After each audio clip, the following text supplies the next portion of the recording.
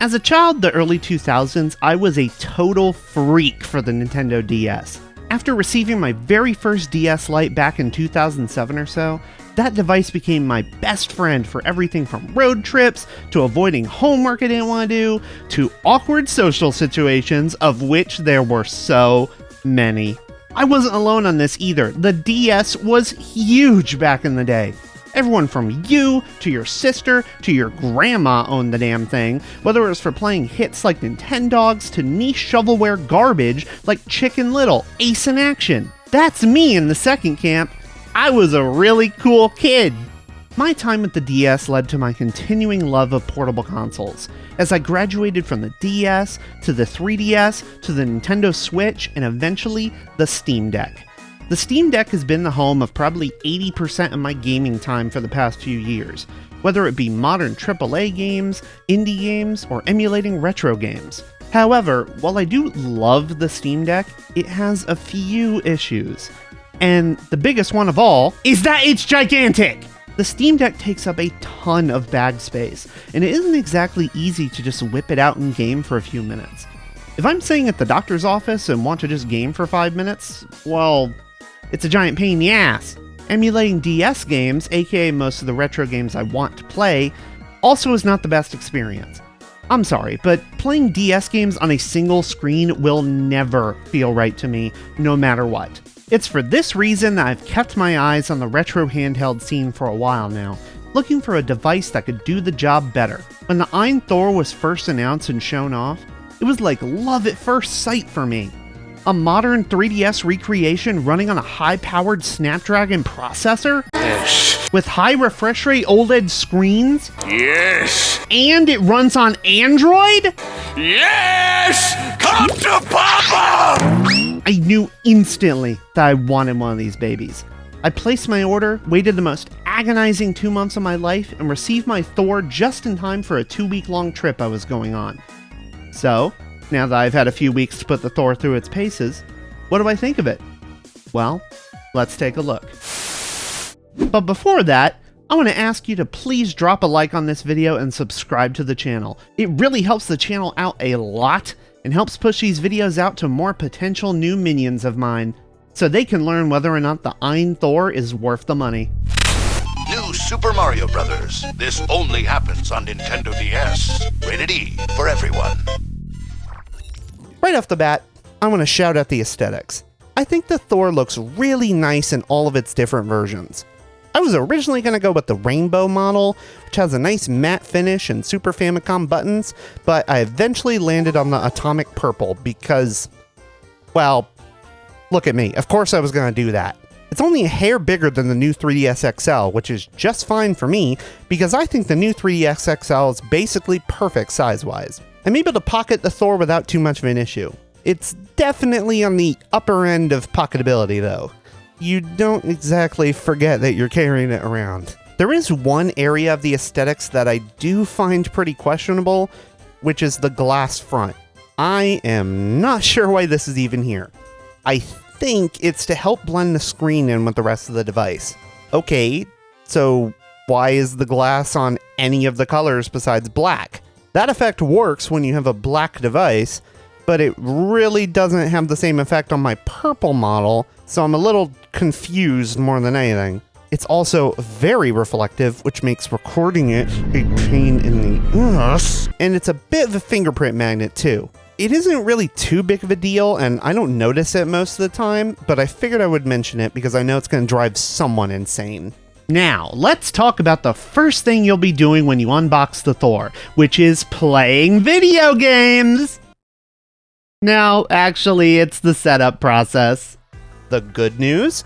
There are plenty of resources available to make this process easier for you. Retro Game Core in particular has a fantastic video that I basically treated as my Thor Bible for a while, where he goes through the best way to set this thing up. The bad news? If you want your Thor to be set up in the most optimal and aesthetic and nice way, be prepared to spend hours downloading emulators and apps, changing settings, signing into your various services, adding your very legally acquired ROMs to the device storage. It's gonna take a while. This is not something you unbox and you're instantly ready to go. I'm very well acquainted with technology and with Android in particular, and even I ran into a few issues along the way. Eventually, your device may look a little something like mine. For my front end, aka the software that keeps all my ROMs and emulators organized, I'm using Cocoon, which I found to be really easy to set up and use. It's built with the Thor in mind and natively supports dual screens, which not every front end does. It's also honestly a beautiful piece of software, which is not something I was expecting to say about an emulation front end of all things. Look, all respect to the OG emulation station, but I've used that piece of software for a very long time on the Steam Deck, and I have never been able to get it looking anywhere near as good as Cocoon does right out of the box with its beautiful 3DS styling. I honestly believe that, even for an emulation front end, aesthetics and attention to detail do matter alongside functionality. Would you enjoy the classic Nintendo consoles anywhere near as much if their menus were blank black screens with text? I think not. I have smart folders set up in Cocoon for each of my systems, which keeps everything nice and organized. Every game also has art scraped from Steam GridDB. I've also set up Cocoon with themes from the built-in theme shop, which thankfully is completely unpaid. Let's all hope it stays that way. So, once everything is set up, how is it actually playing games on the Thor? In my opinion, fantastic. Depending on what you're playing. The buttons all feel great to push, being responsive and just the right amount of clicky versus mushy. The face buttons have a nice travel to them and feel good to use. The D-pad is honestly one of my new favorite D-pads on any console.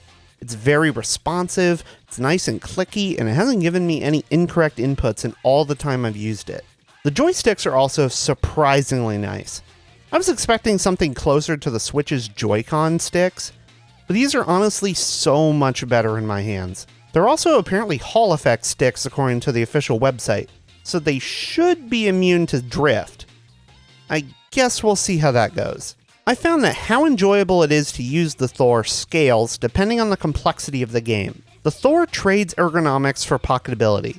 If you have giant gorilla hands like I do, the ergonomics may present a bit of an issue for more complex games that require more and faster button presses. If all you're doing is using the D-pad, the face buttons, and maybe a little bit of an analog stick action, it's perfect, but once you start mixing in the bumpers and the triggers all at the same time, things get hairy pretty quick.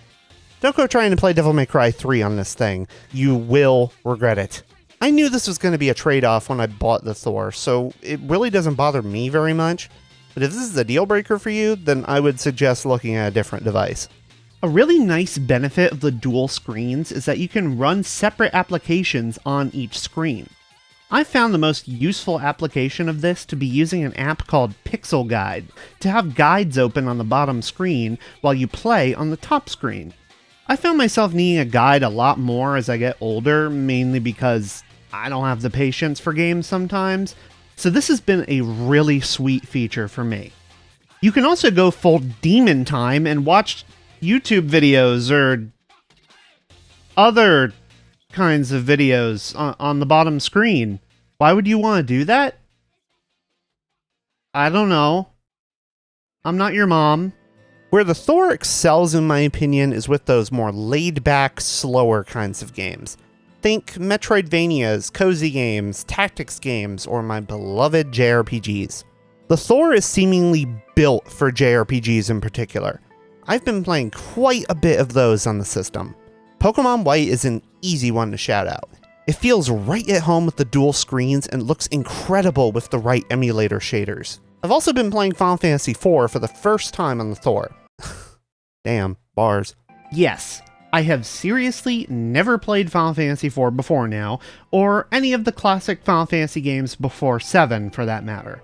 I'm sure that statement just caused some of you to have a heart attack. What's great about the Thor for these games in particular is that it's super easy to pick up the system, play for a few minutes, then close it and move on. Closing the clamshell puts the console into rest mode, and reopening it wakes it up right where you left off. I live a very busy life and I'm always on the move, so having a console that's always ready to go in my pocket is super nice. Don't get me wrong, the Steam Deck does a great job at this too, but it's also the size of the Titanic. So I'm going to give the Thor the win here. However, the Thor really is capable of a lot more than just chill small games, because it's actually rocking quite a bit of power under the hood, with a Snapdragon 8 Gen 2 processor paired with Adreno turnip drivers. If none of that made any sense to you, well, you're not alone, but what it means in practice is that this thing has some juice. I'm able to run even my most demanding emulators like Dolphin and PCX2 at 4 times resolution with little to no issue. And on those OLED screens, oh my god, it is so beautiful. 3DS also looks great and runs incredibly well. I've been replaying Monster Hunter 4 Ultimate on this thing and have had little to no frame rate drops or stutters.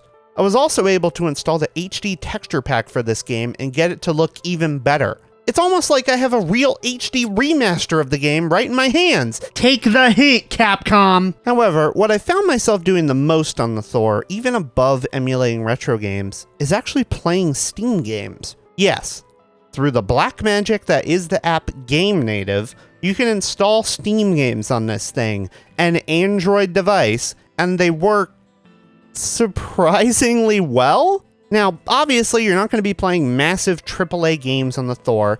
Please, for the love of God, do not let me catch you trying to install Crimson Desert on this thing. I will fight you. However, for smaller indie games or retro games, this is awesome.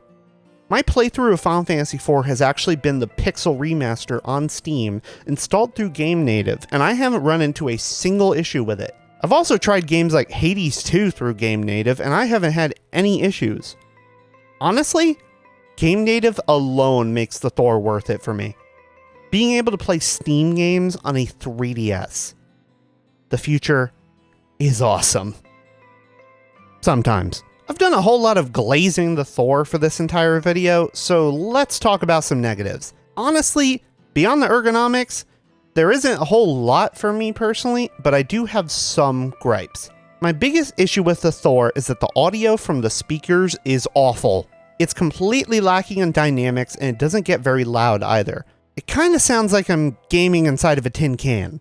Thankfully, audio through the headphone jack sounds great at least, and the Thor is even able to push my high-end IEMs perfectly fine.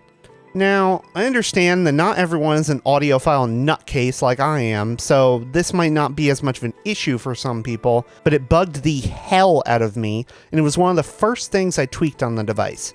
There's an app called James DSP that lets you EQ the software to make the speakers sound, well, I won't say amazing, but certainly much better than it is stock. However, I really shouldn't have to do that for a device that costs this much. And on that note, let's talk price. Oh boy, where do I begin? Right now, the base AYN Thor with 8GB of RAM and 128GB of internal storage costs a whopping $318. My Thor is the Pro model, which bumps the price up to $400. Now, I didn't actually pay that $400 for my Thor. I actually only paid $369 originally.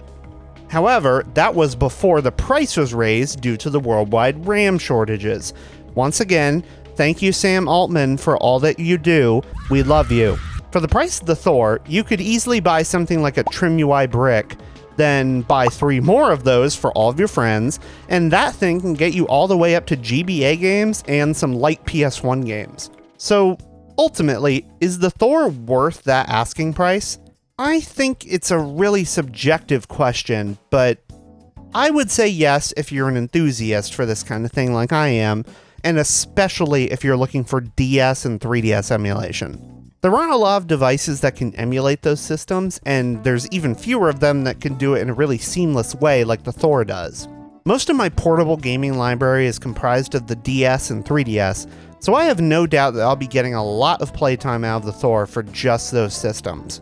Add in the ability to play Steam games, plus the sheer level of customization available through Android and all the apps available, and now I've got a device that's just right for me. It isn't perfect, but nothing in life ever is. For what it's intended to do, and for what I want it to do, it excels.